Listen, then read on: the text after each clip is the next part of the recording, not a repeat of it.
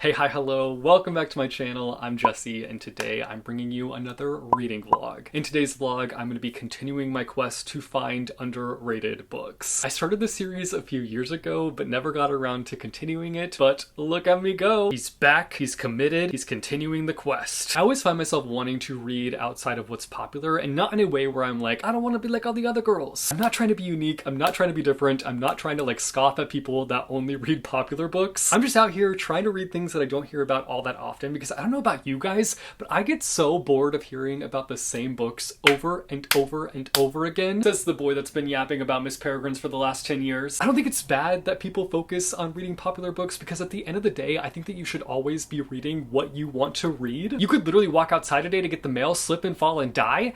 And that's not me wishing death upon you, that's me explaining the fact that like you could die tomorrow, so read what you want today. Anyway, the series is focused on finding books that are underrated and hopefully being able to share some book love. In the first episode, I really only read duds. I did not find anything that really stood out to me, but I'm hoping to change that in today's episode. My criteria for today's episode is that the book had to have under 600 ratings. And I might have moved up that rating number just a tad bit because there's a book that I wanted to read that was a little bit over 500 ratings. I gathered 3 books, put them in a poll, and had my channel members pick the order. And the book that won the poll is A Vile Season, which actually makes me really happy because this is the one that I cheated the rating numbers for. Currently, at the time of filming this book has a total of 553 ratings on Goodreads. This book sounds like it's going to be so goofy, and I'm going in with these specific intentions not to take it too seriously, just to kind of vibe it out, have a good old time, and just let the book do its thing. In this book, we are following the vampire Lucian, who has to partake in this duke's marriage games. Yes, you heard that correctly. Marriage games. A competition for marriage. What in the selection? What in the bachelor? What in the bachelorette? Lucian must win the heart of the duke in order to win the marriage games,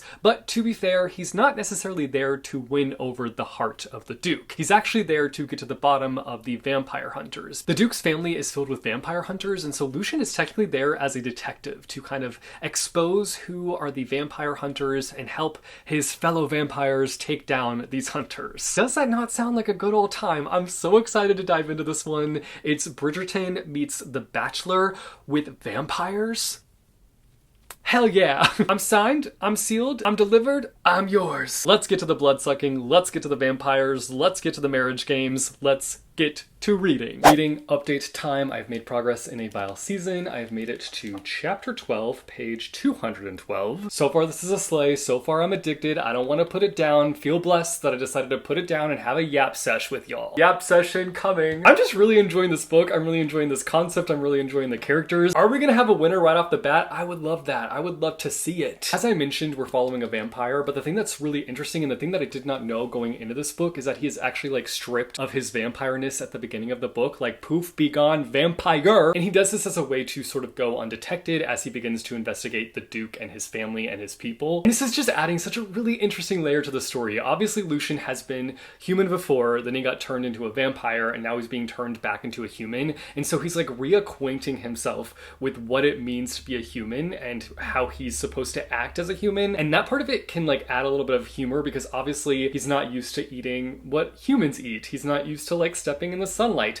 And so those little aspects are adding such a humorous aspect to the book. And then we have this really interesting side of things where he's beginning to question humanity, question what it means to be a human. And it really has me wondering if we're going to see him in a place where he is deciding if he wants to stay a human or go back to being a vampire. Because we see this moment where he is like, I feel like I'm missing something being a vampire. Like being a human is making me realize that I am missing something in my life. But the thing is, there's a deal on the table. Him stripping himself of his vampireness and like doing this sort of mission of like trying to track down the vampire hunters came with a big deal. A deal that could change his life forever. If he executes this mission and goes back to being a vampire, part of the deal was that he would become one of the most powerful vampires and that he would have no equal. So I think that we're going to have this moment in the book where he's going to have to make this decision of, do I want to stay being a human, or do I want to be a vampire, not only a vampire, but one of the most powerful vampires. And I am so excited to see where the story ends up. I feel like I do have a feeling as to where things are gonna go. I have this theory, I think he's gonna fall in love, because obviously there's like a bit of a romance element in this book. I wouldn't say that it's like overruling the book entirely, but we do see him like start to catch feelings for people that he's around. And I feel like he's going to want to stay a human and possibly commit to a human relationship. We haven't really delved too much into the competition bits. Like there's been a few things,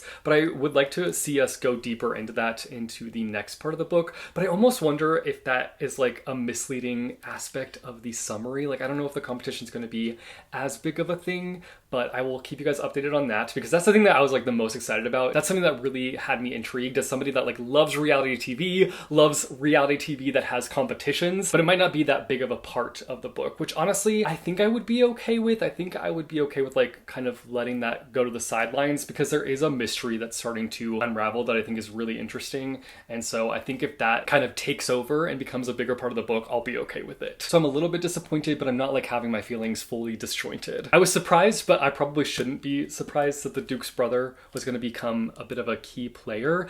I am starting to wonder if this is going to be a love triangle situation. I've been like sniffing out the scenario and I feel like it could go down that road. I mean, there are 3 boys on the front cover, so it could be a love triangle situation. Unless I'm being duped here, I'm not sure. To be determined. I am simply addicted to this book and all I want to do is read it, so I think I'm going to basically jump in bed right now and get to reading. It's supposed to snow today, which is like my worst nightmare. I'm so over snow season, it can leave immediately. I think it should probably be our last snow of the season. If it's not our last snow of the season, it's gonna be a problem. Not that I can do anything about it, obviously, but like, I'm gonna be upset. I'm gonna be screaming, crying, throwing up, doing that whole thing. Anyway, let's get to reading. I will update you guys once I've finished a file season.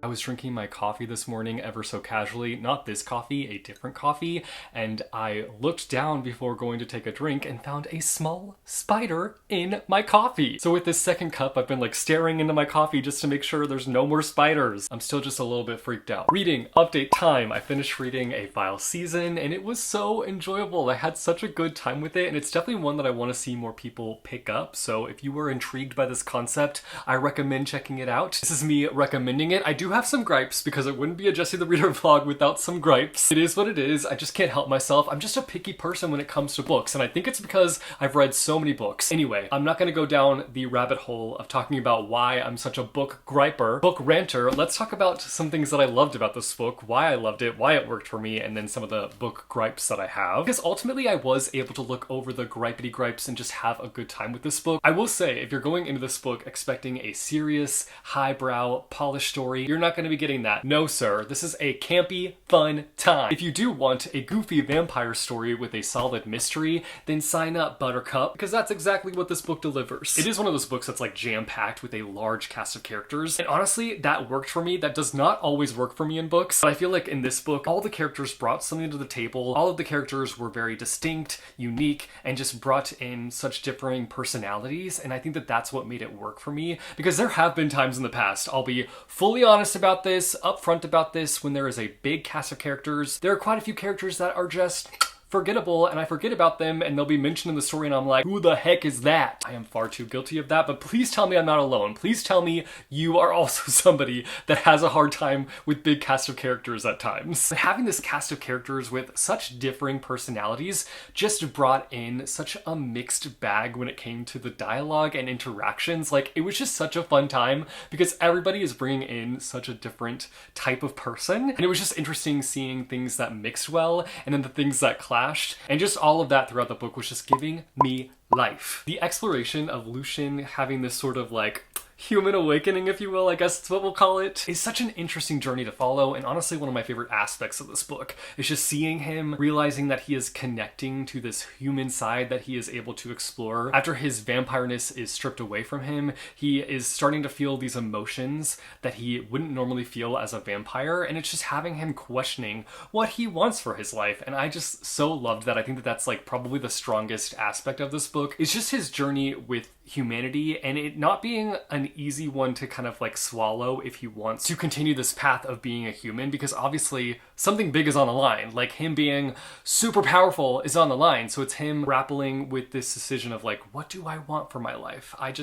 It's such a great journey, take my word for it. Another favorite part that I had was the mystery. It's one that's just like intriguing the whole way through and just brings up a lot of questions. Not to give too many details, because if you're planning on reading this, I obviously don't want to give too much away, but it does deal with one of the Duke's brothers. One of his brothers has gone missing, and essentially it's kind of being covered up. Like they don't want people to realize that he's gone missing, but like obviously people realize that somebody's missing, and there's a lot of questions there and a lot of people being like, where's the dang boy? So that's like the main mystery, and of course Lucian gets caught up in it. I will say it's like a little bit easy to kind of see where it's gonna go, but I don't think that that takes away from the enjoyment of it. Now the parts that I struggled with. Buckle up, it's gripe time. I wanted a little bit more with the competition contest situation. I just felt like that was a situation that sort of began to fall into the background and didn't really like maintain its place in the forefront. In the beginning, you think it is going to play like a bigger part, and it definitely is there, but I just wanted more from it. I would compare it to like ordering a jelly donut at a donut shop, biting into the donut and realizing that there's no jelly in there. Like there's no filling. I just found myself feeling a little bit unfulfilled with the contest competition. Another gripe is the ending. It's chaotic as it gets, but it also lands into a place that feels a little bit convenient. Also a little bit too happily ever after for my liking. I'm somebody that like really loves a realistic ending,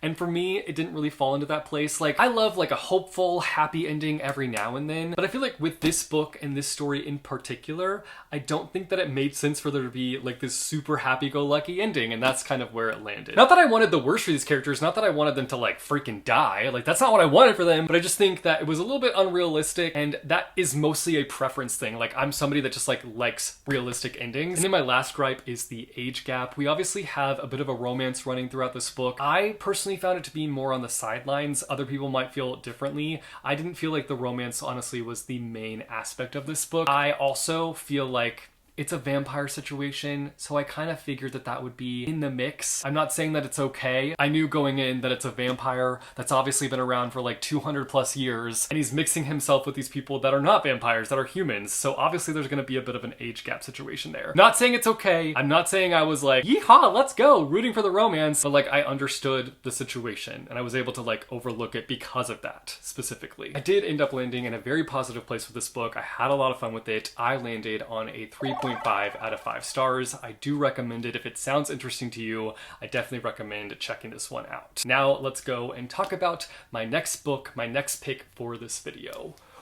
The next book that I'm going to be reading, and the book that came in second on my poll, is Till the Last Beat of My Heart. Is that right? Till the Last Beat of My Heart. Yes, Till the Last Beat of My Heart. The title of this book and the cover itself lead me to believe that it's going to break me, which should maybe have me wanting to run away, but why does that make me want to read it even more? Why do we do these things to ourselves? It's like seeing a tornado and running right into it. We know the tornado is going to cause us harm and pain, so why are we running into the tornado? I'm pointing over here as if there's a tornado over here. At the time of filming this book has a total of 175 ratings on Goodreads. In this book, we're following Jackson, who's grown up in a funeral home. His mom is a local mortician, and he's used to being surrounded by the dead, but when his childhood best friend Christian is brought in after a car accident, Jackson is dumbfounded. He doesn't know how to feel, because on one hand, he sort of lost touch with his childhood best friend, but he also has a lot of regrets surrounding that relationship, because not only was Christian his best friend, but he was also his first crush. He has a lot of things that he wishes he could go back in time and tell Christian. Jackson might just get that chance, because the next thing you know, Jackson has accidentally somehow brought his best friend back from the dead. I am so intrigued by that concept alone. I'm really hoping that this is not a situation where the concept sounds better than the actual execution of it, but I'm going in hopeful, I'm going in excited, but also knowing good and well that this book has the potential to break me. This book is also pitched as for fans of Cemetery Boys, and I am a die-hard Cemetery Boys fan. So to that I say less. Let's go! I'm so excited to get started with this. Without further ado, let's get to reading. Reading update time. I have made progress until the last beat of my heart. I have made it to chapter 17, page 226. This bookmark actually makes me sad. It's an old book depository bookmark. R.I.P. book depository. You were one of my faves. This book has been fascinating so far. I felt like I went into it expecting the timeline to be a little bit different. Specifically, I thought we would take a moment before we kind of delved into the necromancy, but I opened the door and the delivery man just like chucked it in my face. You will be hearing from my lawyer, delivery man. I do not have a lawyer. If anybody would like to represent me, let me know. I am falling down a hole. Let's reel it back in. I sort of love the fact that this book is both lighthearted, but also dark at the same time. Like, there are some dark undertones and just like this sort of eerie feeling the whole way through this book, in my opinion. Specifically when it comes to the atmosphere, I feel like it lends to kind of this like eerie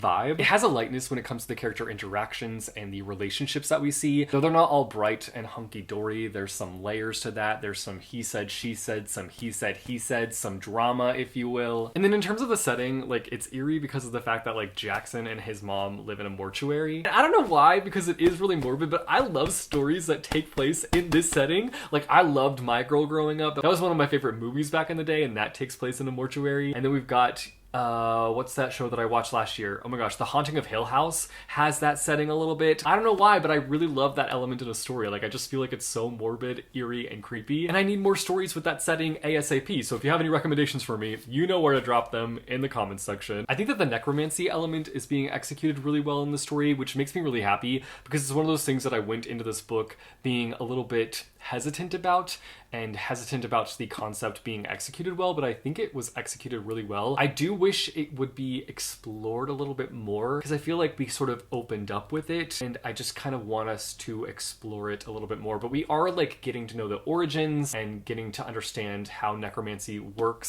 sort of in this world. I don't want to say this world because it is our world, but this like element of necromancy, how it like works and how it is unique to everybody that has it. Everybody has sort of different takes and different experiences with it, and I think that that's been interesting to explore. And it's obviously connected to Jackson's family in some kind of way, so we're exploring that as well. I feel like the family relationship is pretty strong in this book, specifically Jackson and his mom, getting to know their relationship and see how strong of a connection that they have. I really love exploring that, and I am rambling a little bit, but I just have been really enjoying the necromancy element. I really like this sort of urgency that we feel within this story, because the situation, obviously, we've got Jackson, who is the necromancer, if you will, our main character. Then we've got Christian, who is the boy who died, who was brought back to life. And so Christian's time back is limited. So we're kind of exploring that and seeing and feeling this urgency, and seeing Jackson trying to figure out if there's a way to make Christian stay. And I feel like this book could potentially break me depending on how things end up. I'm not gonna like share if I feel like this book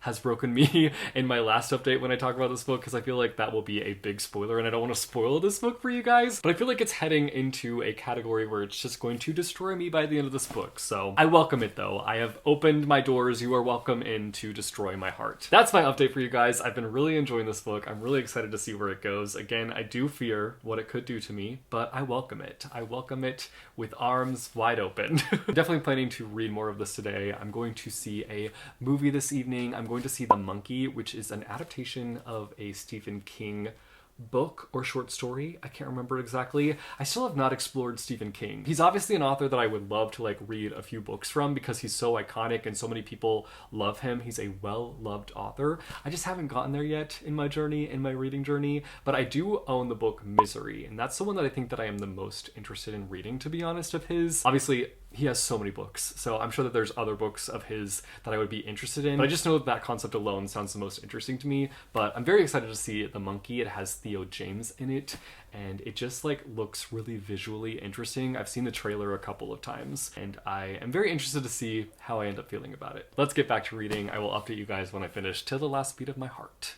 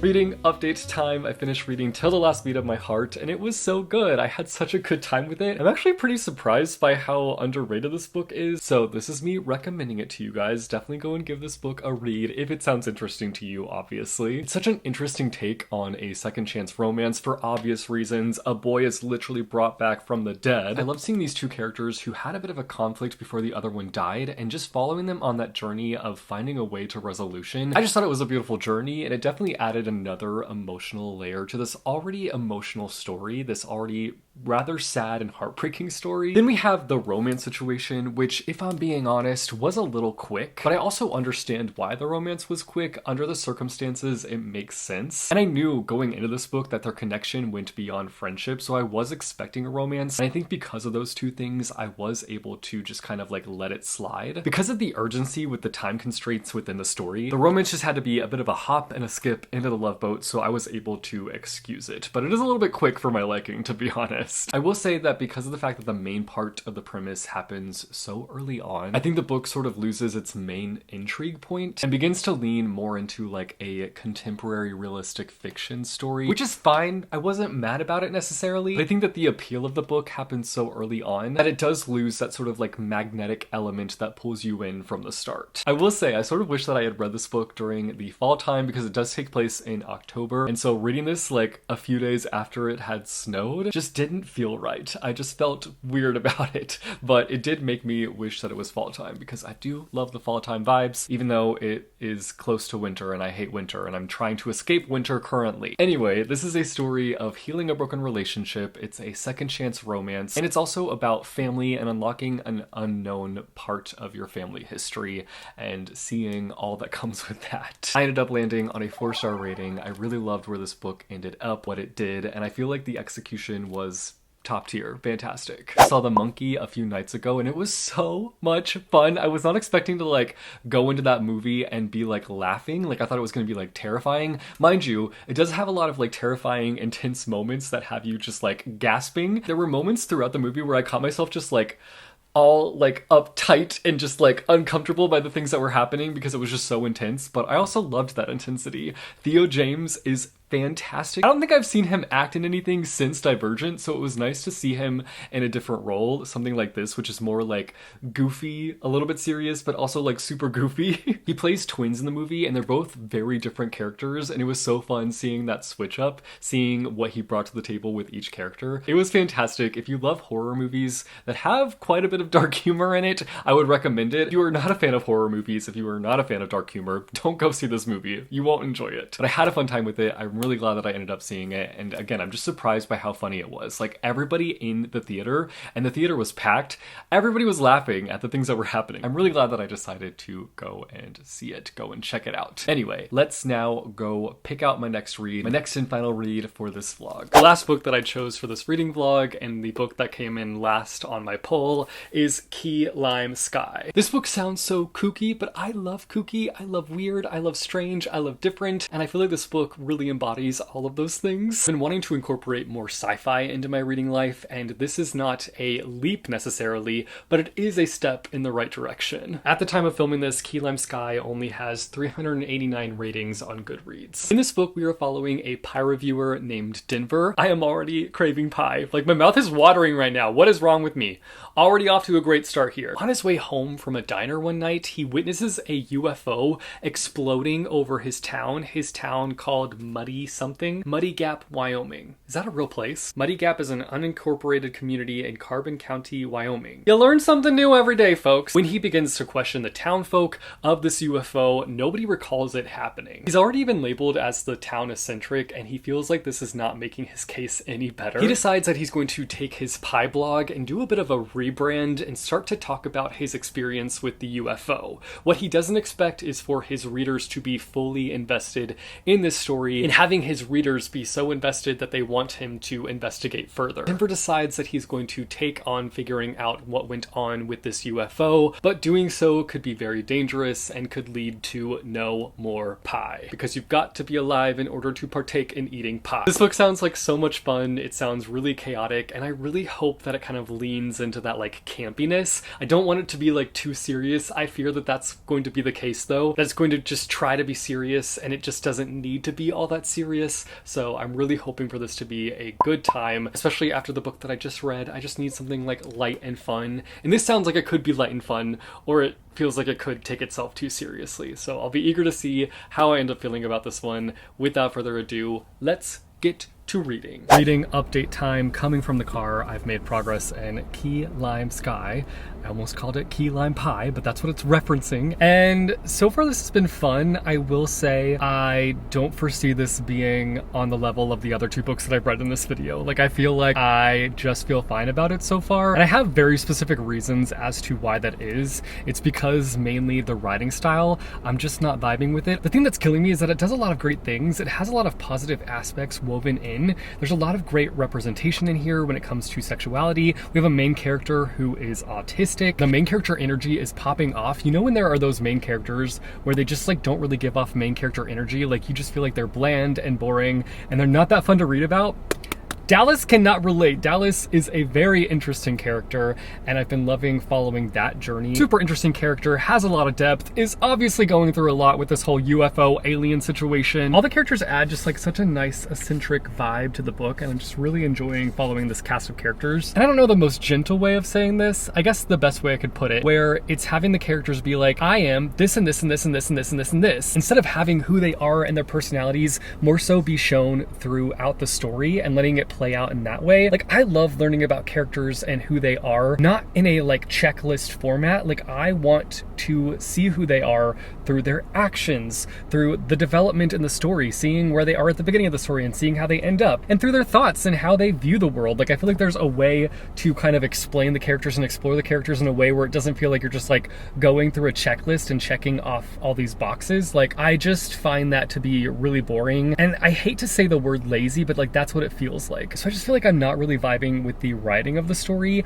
I also feel like the most interesting part of the story ends up becoming a background player. The most interesting part of the story is the whole alien UFO appearance. Like, that's what makes this book stand out. That's what makes it interesting. And I really loved like some of the bits that we've gotten of that so far. But like, the author is kind of having that be like a sideline thing to some of the main things that are playing out. Like, there's a romance that's sort of taking over and becoming a big part of the story. And I generally like the romance. I have nothing against it. It does get a little bit hot and bothered. It's a steamy romance situation. I was not expecting it to kind of like dip into like the smutty territory, but it definitely does. So I'm just not really connecting with the story overall because of the fact that I think the thing that I was the most intrigued by is not really the biggest part of the book. And that's what I wanted. I wanted that to be the main part of the story. It is fun, and I'm not like hating it, but I'm also not loving it. And at this point in the story, maybe things could turn around, and by the end of it, I'd be like, go read this book. But currently right now, my feelings are, I do not recommend this book. So we'll see. Also, did I say where I'm at in the book? I feel like I did not. Not that it matters, not that you guys care when I do that, but I'm on chapter 13, page 192. So we're killing it. I don't have much left in the book. It is also just so bright in here. Oh my goodness. I'm in my car currently because I am taking it to the mechanic, and I'm nervous about taking it to the mechanic. My car started making a really weird noise, and I don't do cars. I know nothing about them. But the thing that I do know is that when you hear a weird noise, you should pay attention to that noise and probably get it checked out. So that's what I'm doing today. I'm a little bit nervous about it. It's been a second since I've had my car checked out. But it's about time. It's about time because I don't want her to fall apart. I want her to stay with me, and I want to figure this out. But I'm also a little bit stressed about it because money! I think once I drop my car off, I'm gonna walk around and maybe go to some thrift stores, because there's some thrift stores in the area like around my mechanic, and maybe an antique store as well. I don't know. I'm just gonna play out the vibes. It's a really nice day. It's a very, very beautiful like spring day. I'm gonna get out, enjoy some fresh air, do some walking, and check out some thrift stores and whatnot. So let's go. I will update you guys when I finish Key Lime Sky.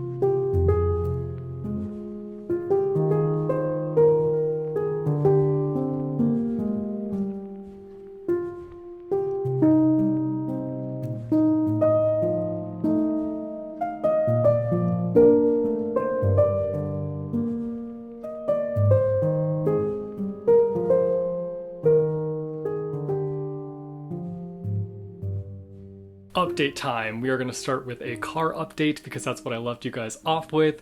Finally have my car back. Had to pay way too much money to get it fixed and might have had a little bit of a minty bee over it, but we're good.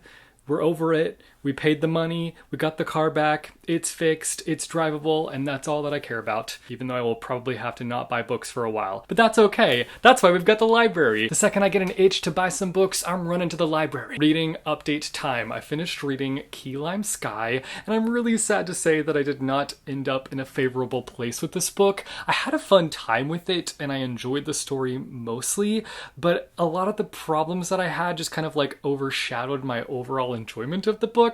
And I just found myself not loving it. I just felt about it. That's the best way to put it. I just felt like the characters were not built up in a way that I enjoy. Like, it just felt like they gave me a list of what the characters were like instead of just like showcasing who the characters were throughout the story and throughout the different things that happened to them. I felt like the alien bits were the most interesting parts of the story, and they kind of took a backseat to what was actually happening in the forefront, and I just felt underwhelmed altogether. And that's all that I'm going to say about this book. I just found myself in a place where I probably will not be like running to recommend this book to anyone. I ended up landing on a 2-star rating, a 2 out of 5 stars. Unfortunately, I'm really sad about it. And with that, it is time for book rankings. I feel like I know exactly where everything has landed. Let's start with the bottom. We're going with Key Lime Sky. It just unfortunately did not work for me. I wanted it to, but it just did not pull through. In second place, we've got A Vile Season. I had so much fun with this book, and I could definitely see myself potentially picking this book up down the line and adding it to my collection because I enjoyed it that much. That is after I have recovered from this recent car payment. And in first place, we've got Till the Last Beat of My Heart. This is one that I definitely feel like is very underrated and I want more people to go out and check out. It is a very specific type of book, so if you are somebody that likes paranormal elements that come into play, but then you also like YA contemporary fiction, I feel like you will really enjoy this story. Those are my rankings, and with that, we have reached the end of another vlog. I definitely want to do this more in the future, so if you guys have any books that you feel are underrated, deserve more love, be sure to drop recommendations for me down below in the comments. I would say for me, a book that is underrated is something that has like 1,000 ratings or less on Goodreads, which I know 1,000 sounds like a lot, but I still feel like that's rather underrated. So if you have any books that fit that criteria, be sure to drop a recommendation for me down below in the comments. If you don't have a recommendation for me for something that fits under that criteria, then just let me know down below in the comments below a book that you read and loved recently and that you would recommend me checking out. If you like this video, be sure to go and hit that like button. If you want to see more bookish content from me, be sure to go and hit subscribe or go and hit that bell icon and you'll be notified every time I post new videos. As always, thank you guys so much for watching. I hope your day is bright, that tomorrow is brighter. Keep reading what your heart desires, and I will see you soon with a new video. Bye, yo!